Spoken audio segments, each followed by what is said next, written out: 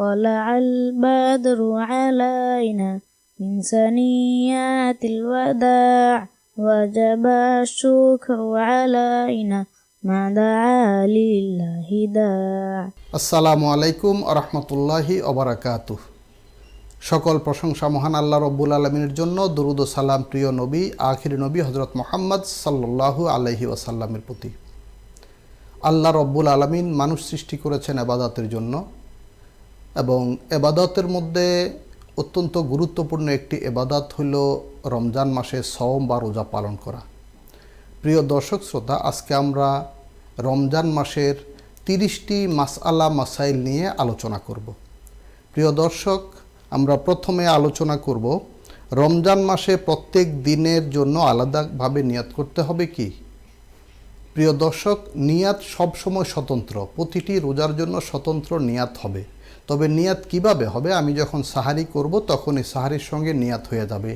নিয়াত মুখে বললে ভালো, মুখে না বললেও কোনো অসুবিধা নেই। আমাদের দ্বিতীয় প্রসঙ্গটি হলো, কষ্টকর কাজ করলে শ্রমিক রোজা ছেড়ে দিতে পারবে কিনা। যদি তিনি কাজ করতে বাধ্য হন, কাজ না করে উপায় না থাকে, তাহলে প্রয়োজনে পরে কাজ আদায় করতে পারবেন। তবে যদি সম্ভব হয় তিনি সেই কাজটিকে এড়িয়ে যাবেন এবং কাজগুলোকে আগে পরে করে নেবেন, যাতে রোজা তিনি পালন করতে পারেন।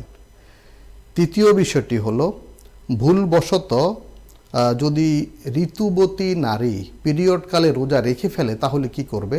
যখনই মনে হবে রোজা ছেড়ে দিতে হবে এবং এই রোজা পরে কাজা আদায় করতে হবে। তৃতীয় বিষয়টি আমরা বললাম। চতুর্থ বিষয়টি হলো, গ্রহণযোগ্য কারণে রোজা ভঙ্গ করা যাবে, সেই কারণগুলো কি কি? গ্রহণযোগ্য কারণ বলতে রোজা মানে হলো পানাহার থেকে বিরত থাকা এবং যৌন সম্পর্ক থেকে বিরত থাকা। কেউ যদি শারীরিকভাবে অক্ষম হন, অসুস্থ হন, যে উনি রোজা পালন করতে পারছেন না, অসুস্থ, তাহলে তিনি রোজা কাজা আদায় করতে পারবেন পরবর্তীতে, এবং এটি একমাত্র গ্রহণযোগ্য কারণ, অর্থাৎ একান্ত অপারগ হলে, এছাড়া অন্য কোনো কারণ নেই। তারপরের বিষয়টি হলো, উমরা পালনের জন্য কেউ যদি রোজা ছেড়ে দিতে চায়, অর্থাৎ উমরা পালন করতে, তওয়াফ সাই করতে যে শক্তি দরকার, রোজা রাখলে তিনি পারবেন না, তাহলে রোজা ছেড়ে দিবেন না। উমরা পালন করাটা এটি ফরজ নয়, রোজা রাখাটা হলো ফরজ। সুতরাং একটি সুন্নাত বা নফলের জন্য ফরজ ছাড়া যাবে না, তবে উমরাকে আগে পরে আদায় করে নিতে হবে। এর পরের বিষয়টি হলো, সন্তানকে দুগ্ধদানকারিণী মা রোজা ভাঙতে পারবেন কিনা। সন্তানকে দুধ পান করানোর জন্য রোজা, যদি এমন হয় যে সন্তান তার দুধের উপরে নির্ভরশীল এবং রোজা রাখলে তিনি সন্তান দুধ পাবে না, তাহলে বিজ্ঞ চিকিৎসকের পরামর্শ নিয়ে রোজা ছাড়তে পারবেন, সেই রোজা কাজ আদায় করতে হবে। তবে চেষ্টা করতে হবে যেন পুষ্টিকর খাবার এবং রাতে অধিক তরল গ্রহণ করে তিনি স্বাভাবিকভাবে রোজা পালন করেও দুধ পান করাতে পারেন সন্তানকে, এই চেষ্টা করে যেতে হবে। তারপরের বিষয়টি হলো, রোজা অবস্থায় শ্বাসকষ্টের কারণে নেবুলাইজার বা গ্যাস অর্থাৎ ইনহেলার নেওয়া যাবে কিনা। হ্যাঁ, রোজা অবস্থায় কেউ যদি ইনহেলার নেন এতে রোজা ভাঙবে না বলে অনেক ফকি মতামত দিয়েছেন, কিন্তু বিজ্ঞ ফকিদের অনেকে বলেছেন এতে রোজা ভাঙার কিছুটা সম্ভাবনা তো অবশ্য রয়েছে, এজন্য তিনি এর জন্য ফিদিয়া আদায় করবেন, পরবর্তীতে সুস্থ হলে কাজাও আদায় করবেন। ঋতুবতী নারী ফজরের পূর্বে যদি পবিত্র হন, অর্থাৎ তিনি রোজা অবস্থায়, রোজার দিনে তিনি রোজা রাখতে পারছিলেন না মাসিক বা পিরিয়ড চলার কারণে, কিন্তু তিনি ফজরের পরে যদি সুস্থ হন, মানে তার পিরিয়ড বন্ধ হয়, তাহলে তিনি সেই দিন না খেয়ে থাকবেন। এরপরে আবার এই রোজাটি কাজা আদায় করবেন, এটি রোজা হিসাবে গণ্য হবে না, রোজার সম্মানে তিনি না খেয়ে থাকবেন। পরের বিষয়, রোজা রেখে নাকে কানে চোখে ড্রপ ব্যবহার করা যাবে কিনা। হ্যাঁ, রোজা রেখে নাকে কানে চোখে ড্রপ ব্যবহার করা যাবে, এতে রোজার ক্ষতি হবে না, রোজা ভাঙবে না, যদিও এতে গলাতে তিক্ত স্বাদ বা কোনো স্বাদ অনুভূত হয়, এটি রোজা ভাঙার কারণ নয়। আরেকটি গুরুত্বপূর্ণ বিষয়, কেউ যদি ভ্রমণকালীন কোনো বিমানবন্দরে ইফতার করেন এবং বিমানে চড়ার পরে তিনি আকাশে উড্ডয়ন করার পর আবার সূর্য দেখতে পান, তাহলে তিনি কি করবেন? তিনি তখন পানাহার থেকে বিরত থাকবেন, তবে সেই সময়টি অবশ্যই 6 ঘন্টার বেশি নয়, এবং সেটি রোজা হিসাবে নয়, শুধু রোজার সম্মানে বা রোজাদারদের সম্মানে। এর পরের বিষয়, জীবনে কাজা হওয়া রোজাগুলো কিভাবে আদায় করতে হবে। কাজা হওয়া রোজাগুলো রমজান মাস ছাড়া অন্য সময় যে কোনো দিনে যে কোনো সময় নিষিদ্ধ দিন ছাড়া আদায় করবেন। নিষিদ্ধ দিন হলো বছরে 5 দিন, রোজার ঈদের দিন, কোরবানির ঈদের দিন এবং কোরবানির ঈদের পরে আরও 3 দিন। তবে যারা হজরত আছেন, আরাফা, মিনা, মুজদালিফায় অবস্থান করছেন, তারা এই জিলহজ মাসে মানে কোরবানির ঈদের পরে 3 দিনও চাইলে রোজা রাখতে পারেন। তার পরের প্রশ্ন, তারাবির নামাজ একদিন না পড়তে পারলে খতম কিভাবে পূর্ণ করা যাবে। তারাবির নামাজে কোরআন শরীফ খতম করা হয়। যারা খতম তারাবি পড়ছেন তাদের জন্য খতমটা অত্যন্ত গুরুত্বপূর্ণ। যদি কেউ তারাবি মিস করেন, সেই পারাটি তিনি নিজে পড়ে নেবেন। যে পারাটি ওনার মিস হয়েছে বা তিনি তারাবিতে শুনতে পারেননি, নিজে পড়ে নেবেন, এতে ইনশাল্লাহ তার খতম পূর্ণ হয়ে যাবে। রমজানে কোরআন তেলাওয়াত না করলে গুনাহ হবে কি? গুনাহ হবে সেটি বলা যাবে না, তবে তিনি সব থেকে বঞ্চিত হবেন। রমজান মাস কোরআন নাজিলের মাস। রমজান মাসে বেশি বেশি কোরআন তেলাওয়াত করাই হলো আমাদের এই অত্যন্ত গুরুত্বপূর্ণ একটি সুন্নাত আমল। সুতরাং রমজান আমরা কোরআন পড়ব, কোরআন বুঝবো, কোরআন মতো জীবন গড়ার চেষ্টা করব ইনশাআল্লাহ। তারপরের প্রশ্ন, রোজা থাকা অবস্থায় রক্তদান করলে রোজা ভঙ্গ হবে কি? না, রোজা অবস্থায় রক্তদান করলে রোজা ভঙ্গ হবে না, কারণ রক্ত বের হওয়া বা রক্ত দেয়া রোজা ভঙ্গের কারণ নয়। রোজা ভঙ্গের কারণ হলো পানাহার করা এবং যৌন কর্ম করা। তারপরের বিষয়, শবে কদর কবে? শবে কদর সম্পর্কে হাদিস শরীফে এসেছে, রাসূল আকরাম সাল্লাল্লাহু আলাইহি সাল্লাম বলেছেন যে এটি রমজানের শেষ দশক বেজোড় রাতগুলোতে, এবং এটি 27 তারিখে হওয়ার প্রবল সম্ভাবনা অনেকে বলে থাকেন। তবে আমরা বেজোড় রাতগুলোতে তালাশ করব, এতে আমরা নিশ্চিত হব শবে কদর বিষয়ে। রমজান ছাড়া অন্য সময় জাকাত দিলে হবে কি? হ্যাঁ, রমজান ছাড়া বছরে যে কোনো সময় জাকাত দিলে জাকাত আদায় হবে এবং এটাই স্বাভাবিক। তবে আমরা রমজান মাসে আদায় করে থাকি জাকাত, সাহাবে একরাম তাই করেছেন। রমজান মাসে অধিক সওয়াব আল্লাহ দান করবেন এই আশায়। ঈদের নামাজের আগে সদকাতুল ফিতর না দিলে কি হবে? সদকাতুল ফিতর ঈদের নামাজের আগে আদায় করতে হয়, প্রয়োজনে রমজানের মধ্যেও আদায় করা যায়। তবে ঈদের আগে যদি আদায় করতে না পারেন, তবে অবশ্যই ঈদের পরে হলেও আদায় করে দিতে হবে, এটি তার দায়িত্ব হিসাবে আদায় হবে। রমজানে তাপমাত্রা বৃদ্ধির কারণে বারবার অজু গোসল করলে রোজার সমস্যা হবে কি? হ্যাঁ, রোজা রেখে বারবার অজু গোসল করাটা, এটি যদি অস্বস্তি প্রকাশ করা হয় তবে এটিকে মাকরু বলা হয়। তবে কেউ একবার, দুবার বা একাধিকবার কেউ ঠান্ডা হওয়ার জন্য, এটি অনেক সময় রমজান বা রমজান ছাড়াও আমরা করে থাকি, এটি করাতে কোনো দোষ নেই, রোজার কোনো ক্ষতি হবে না।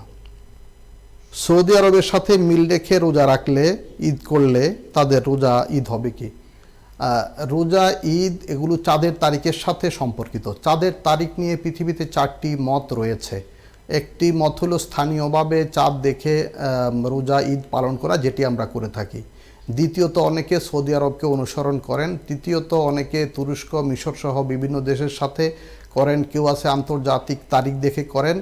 যিনি যেইভাবে জানেন, তার এলেম জ্ঞান মতো তিনি যদি তাকওয়া ইখলাসের সাথে আমল করেন, তাহলে তার জন্য সহি হবে। তবে এ নিয়ে সমাজে কোনো রকমের বিশৃঙ্খলা বা ফিতনা সৃষ্টি না হয়, এ বিষয়ে খেয়াল রাখতে হবে। তবে কোনো বিষয় পরিবর্তন আনার জন্য উলামায়ে কেরামের ঐক্যমত এবং সরকারি নির্দেশনা আমাদের জন্য সহায়ক। ঈদের কেনাকাটার জন্য রোজা ছাড়া যাবে কি? নাউজুবিল্লাহ।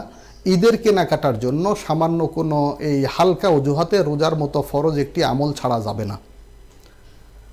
রোজা অবস্থায় বিবাহ দেয়া বা বিবাহ করানো যাবে কি না? হ্যাঁ, রোজা অবস্থায় বিবাহ সম্পন্ন করা যাবে, বিবাহ দেয়া যাবে বা বিবাহ করানো যাবে। ছেলে মেয়ের বিয়ে শাদী রমজানে রোজা অবস্থায় হতে পারে।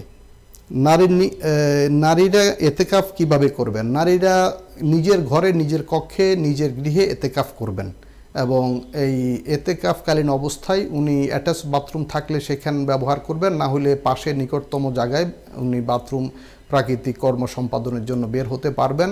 তবে বের হলে তিনি কথাবার্তা বলতে পারবেন না।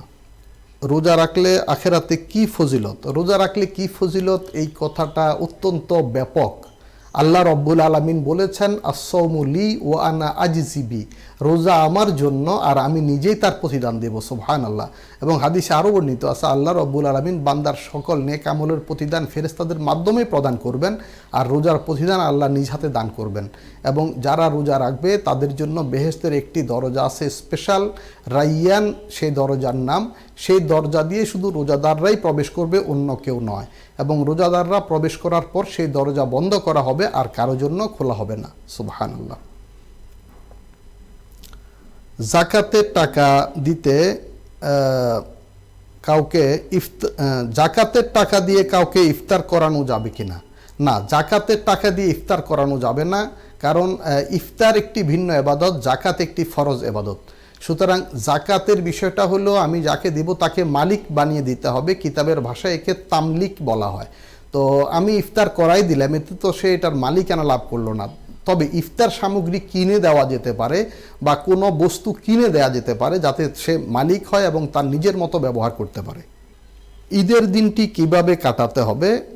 ঈদের দিন বেশ কয়েকটি সুন্নাত রয়েছে। অনেক ভোরে ঘুম থেকে ওঠা, ফজরের নামাজ পুরুষগণ জামাতে পড়া, মহিলাগণ আউয়াল ওয়াক্তে ঘরে সালাত আদায় করা, এবং সকালে রমজানের ঈদে মিষ্টান্ন কিছু আহার করা, এবং গোসল করে পরিষ্কার পবিত্র পরিচ্ছন্ন হওয়া, সুন্দর উত্তম সুন্নতি পোশাক পরা সামর্থ্য মতো, এবং এই তাকবীর বলতে বলতে স্বল্প আওয়াজে ঈদগাহে যাওয়া, এবং এই সম্ভব হইলে ঈদগাহে এক পথে যাওয়া, অন্য পথে আসা, ঈদের সালাত আদায় করা, খুতবা শোনা, এবং একে অন্যের সাথে কুশল বিনিময় করা, আশেপাশে মাকবারা বা কবর থাকলে জিয়ারত করা, এবং একে অন্যের খোঁজখবর নেওয়া, একে অন্যকে আপ্যায়ন এবং আপ্যায়িত করা।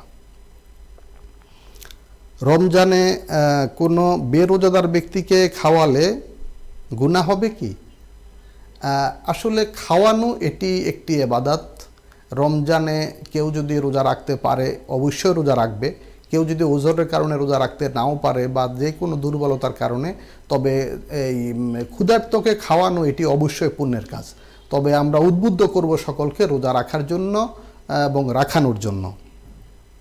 সর্বশেষ আমরা এতেকাফ সম্পর্কে বিষয়টি আলোচনা করছি। এতেকাফ এটি সুন্নাতে মুআক্কাদা কিফায়া। পুরুষগণ রমজানের শেষ দশক 20 তারিখ মাগরিবের আগে থেকে, মানে আসরের পর থেকে মসজিদে এতেকাফে বসবেন, এবং চাঁদ ওঠার পরে, ঈদের চাঁদ দেখার পরে এতেকাফ সম্পন্ন হবে। এটি হলো সুন্নাতে মুআক্কাদা এতেকাফ। যদি কেউ 10 দিন করতে না পারেন, বা শেষ দশক পুরোটা করতে না পারেন, 7 দিন, 5 দিন, 3 দিন, জোড় বেজোড় যে কোনো সংখ্যক দিন চাইলে করতে পারবেন, সেটি নফল এতেকাফ হিসাবে গণ্য হবে। মহিলাগণ এতেকাফ ঘরে করবেন।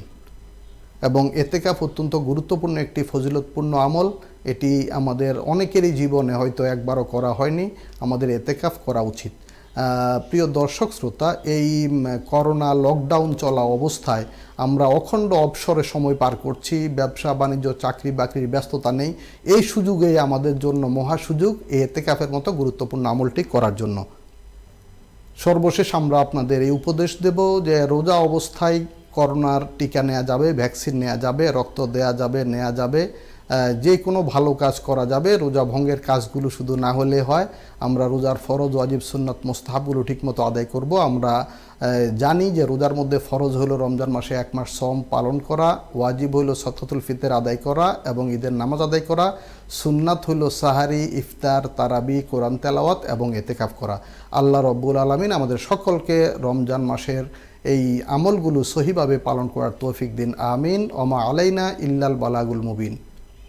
আসসালামু আলাইকুম ওয়া রাহমাতুল্লাহি ওয়া বারাকাতুহু। حسبي ربي جل الله ما في قلبي غير الله نور محمد صلى الله لا إله إلا الله.